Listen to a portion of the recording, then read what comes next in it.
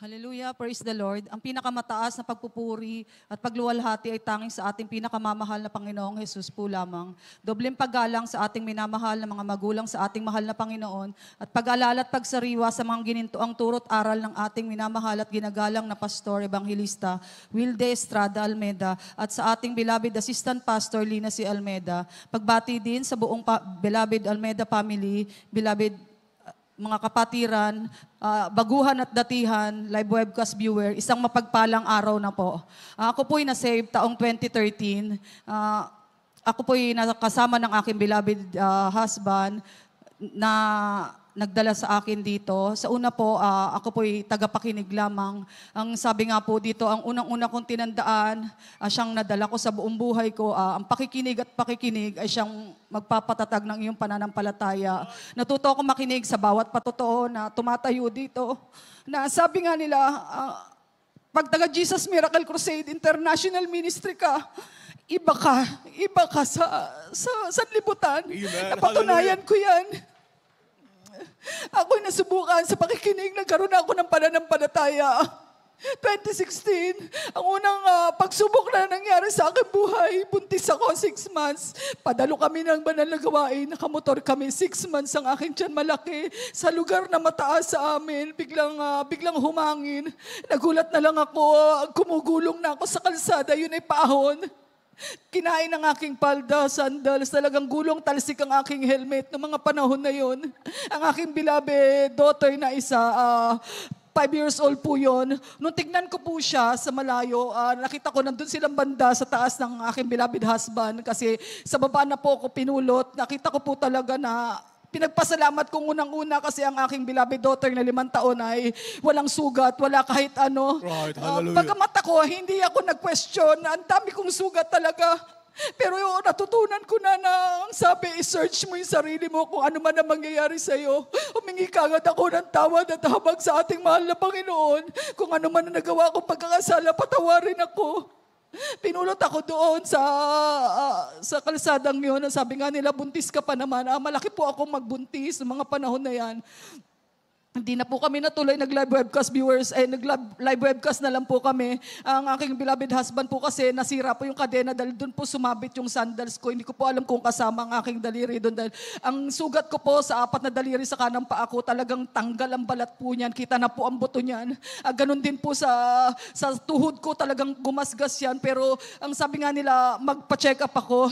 Pero sa panahon na yan, tinubuan ako ng pananampalataya. Hindi ko kailangan ng doktor, hindi ko kailangan magpa-check up. Right. Pero sa kanila, para sa mga beloved loved ones ko na hindi naman mananampalataya, pinagbigyan ko. Sabi ko, ultrasound lang. Nag-ultrasound ang sabi ng doktor kasi nga po nung nag-webcast na lang po kami sa gabi, ang ginagawa ko po, sumasabay ako sa mga preaching ng mahal na pastor. Yun po ang ginawa ko nga pampatulog ko po. Ako na lang po mag-isa kasi nga po hindi ko maigalaw ang katawan ko, masakit po talaga. Nung nagpa-ultrasound po ako, lumabas po, healthy po ang aking beloved baby na yan.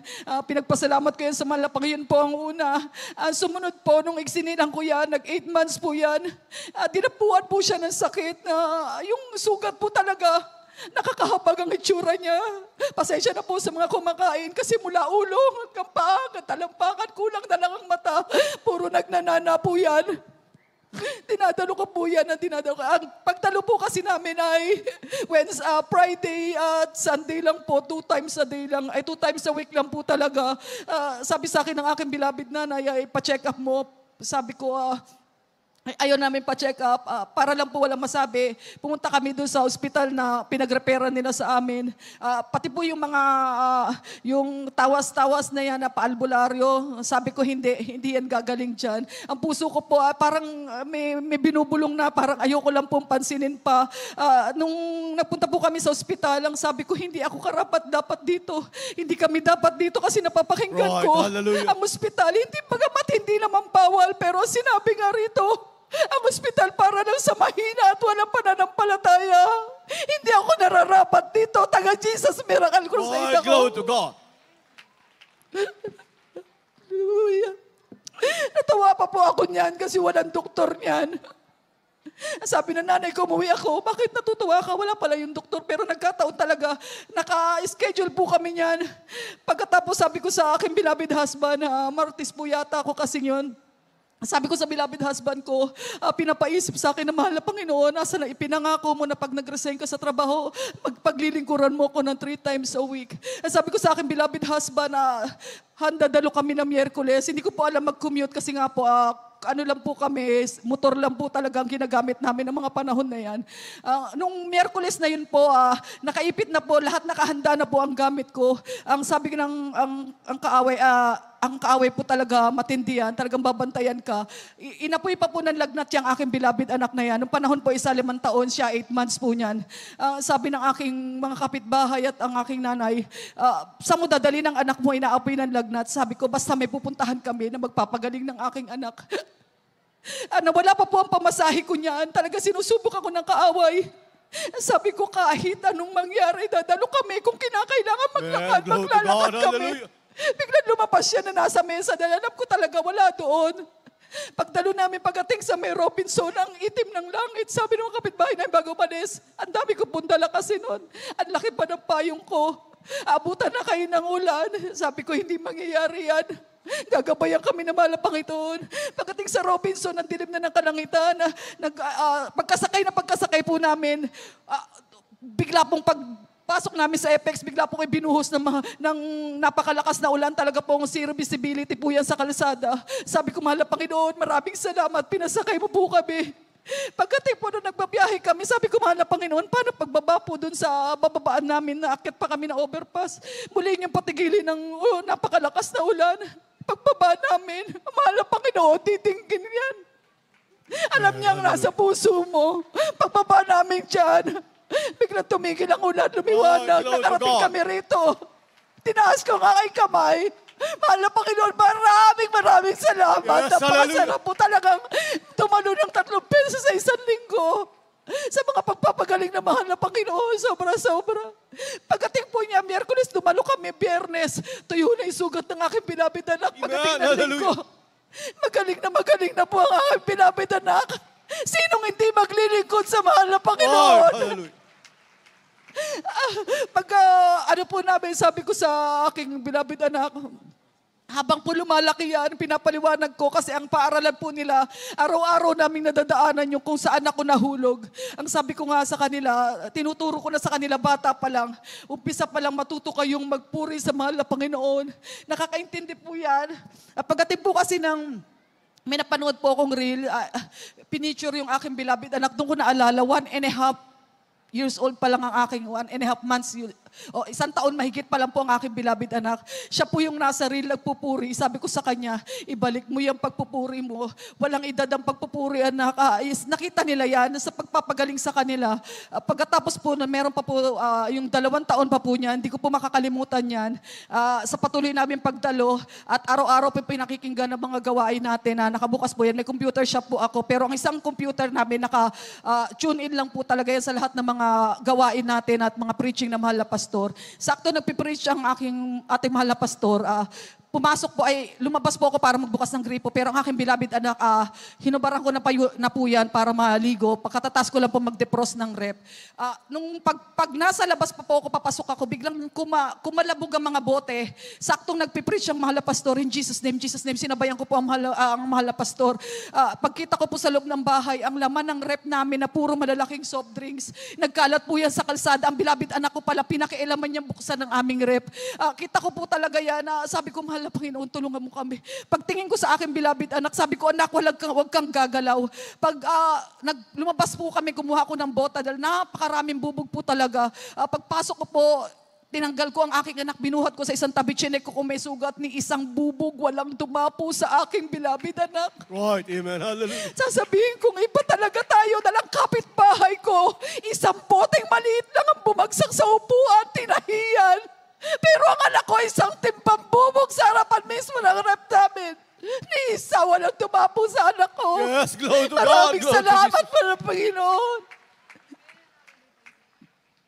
Meron pa po ang aking beloved anak, lahat yan ginamit para sa aking pananampalataya, tumatag na tumatag. Ginawa ang kalsada sa amin ng kapitbahay namin na tumaas ang kalsada namin, ang kapitbahay namin, ang bahay niya, lumubog halos sa kalsada, kailangan gawin.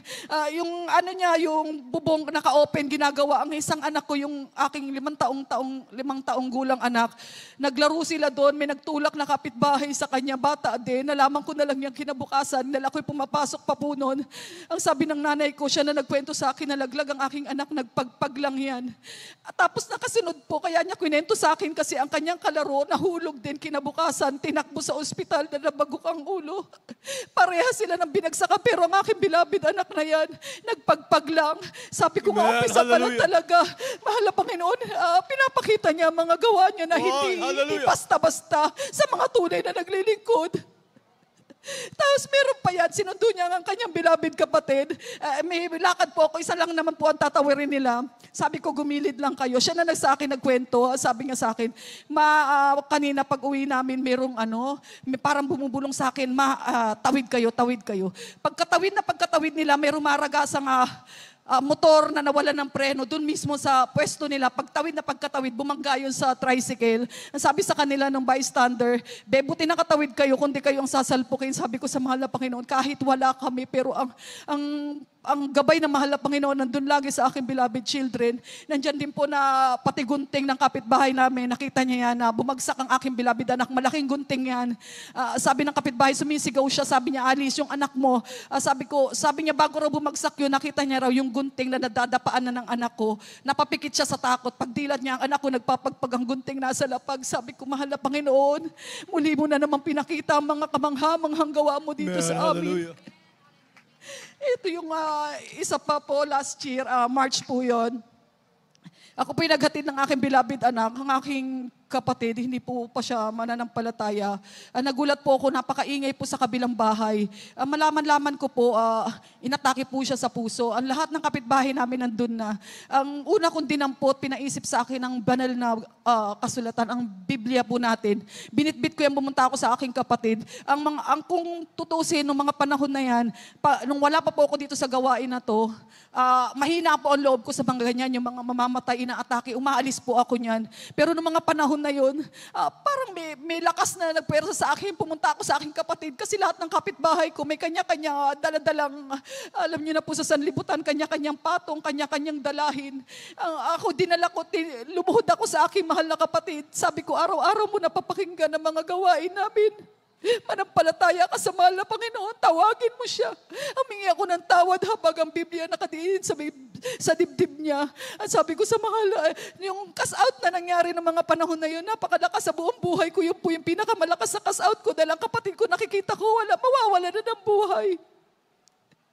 Sabi ko sa mahal na Panginoon na humingi kami ng tawad kung ano man ang mga nagawa namin at patawarin din ng aking kapatid. At sa unang panalangin ng ating minamahal at ginagalang na pastor, kinas-out ko yung kamatayan na yan. Pilit nila ako tinatayo. Sabi nga nila, itayo kasi sila, ang tatapang nila pero ang dami nilang dala. Binitbit nila ako palayo. Ang sabi nung, dadali na raw nila sa ospital. Sabi ko nga, kung ako lang po talaga, kilala ko ang Diyos na pinaglilingkuran natin. Alam kong kaya niya pagalingin ang aking kapatid. Wala akong magawa dahil ako lang po mag-isang mananampalataya doon. Sila iba, sinasampalataya nila ang mga bulag kahoy na walang magagawa. Pag labas, sabi ko, para may bumubulong sa akin, sumunod ka. Nasalubong ko pa ang aking beloved nanay, hindi po yan mananampalataya. May dala po siyang anting-anting na hindi ko pumawari talaga. Isusuot niya sa kapatid ko, alam ko yan. Ang sabi ko sa aking beloved nanay, nagkaroon ako ng lakas sa loob na sabihin sa kanya, kaharap ng mga kasama niya. Sabi ko sa kanya, Nay, wag mo kong sabayan ng panalangin kung gusto mong gumaling si Boboy. Alam mong walang magagawa yung panalangin niyo. Hindi, tumabi po silang lahat. Pinadaan nila ako sa tricycle. Patuloy po ang pagpupuri ko. Pag-cast out, napakaingay ko po talaga. Ang daan po namin ay masikip pa. Bundok pa po yan. Yun lang po kasi ang transpose amin, ang tricycle. Tapos nung pagdating po sa ospital, dire-diretso po sa emergency room ang aking kapatid. Dumiretso din po ako. Wala akong pakialam kung ano sasabihin nila, kung bawal, hindi bawal yan para sa akin. Dumiretso ako, nagkatinginan kami ng doktor. Parang walang magawa ang doktor. Di niya ako maawat na hanggang labas lang dapat ako. Dahil alam naman ng mga doktor, kung di nila kaya, ang sasabihin nila sa'yo, ipaso Diyos mo na lamang. Tayo tinuruan sa Diyos pa lang, sa una pa lang. Pagdating doon, inano po siya, Nilagyan po siya ng swero, in-oxygen siya, pinapump na po siya. Lumuhod po ako sa tabi ng oxygen tank, doon ko po nagpatuloy ang pagpupuri ko, paghingi ng habag sa mahal na Panginoon. At tapos nung mga 30 minutes ako nakaluhod, nakita ko binitawan na siya, bibihisan na raw siya, ililipat na lang doon sa isang kwarto. Bago ko umalis, kailangan ko sunduin ng aking mga beloved children. Sabi sa akin ng aking beloved kapatid, ate, kuhanan mo ko ng short. Sabi ko, bakit? Alam niyo po, ito po yung talagang isa pa na dumit, na ihina raw po siya sa tricycle pa lang. Sa mga nakakaalam po sa amin, pag tinakbo ka na dumi, na ihi ka na sa sasakyan pa lang, hindi ka naaabot ng ospital. Ibig sabihin, sa tricycle pa lang, wala na siyang buhay. Pero muli siyang binigyan ng buhay na mahal na Panginoon. Ang kapatid ko, nagmamadalian, nalaman niya po kasi na naihina yung aking kapatid. Wala na po talaga. Ang sabi niya, yun po kasi may financial po yun. Kung ako lang, wala naman po akong financial. Pananampalataya lang ang marami ako. Pagdating ng gabi, sabi ng aking beloved hipag, ate, may babayaran daw 10,000. Saglit na oras lang, ganun na yung babayaran niya. Ang sabi ko, nandyan ang Bible ko, mananalangin ako, manalangin ka rin dyan. Kristiyano po sila, pero alam niyo po yung pananampalataya, wala talaga, maliit po talaga. Wala talaga sa pananampalatayang meron tayo. Sabi ko nga, pagdating ng gabi, sabi niya, Tek, may babayaran akong 10,000. Sabi ko, mananalangin ako. Pagdating na madaling araw, sabi niya sa akin, Te, wala na akong babayaran. Zero na talaga. Sabi ko, maraming salamat, mahal Panginoon. Tapos sasalubong ko po pala yung mga kapitbahay namin. Salubong ko po pala yung mga kapitbahay namin. Tinanong nga po pala kung okay na po siya. Sabi ko nga po, okay na po. Ang sabi nila, magpasalamat daw ako sa binanggit nilang Diyos nila. Ang sabi ko, sa isang Diyos lang ako magpapasalamat, ang Diyos ng Jesus Miracle Crusade. Jesus ang pangalan niya. Tapos nga po, na kami, nakauwi na nga po siya.